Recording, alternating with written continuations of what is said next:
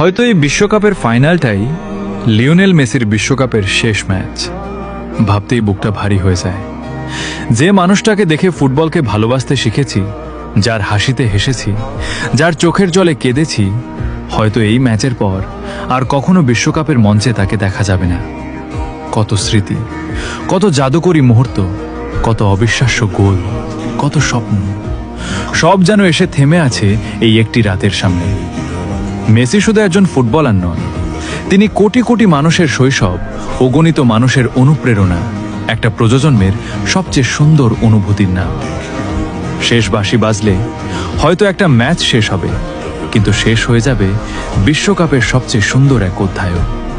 শুধু একটাই প্রার্থনা, শেষটা যেন তোমার হাসি দিয়ে লেখা হয়। কারণ কিংবদন্তিরা বিদায় নেয়, কিন্তু তারা কখনো মানুষের হৃদয় থেকে হারিয়ে যায় না।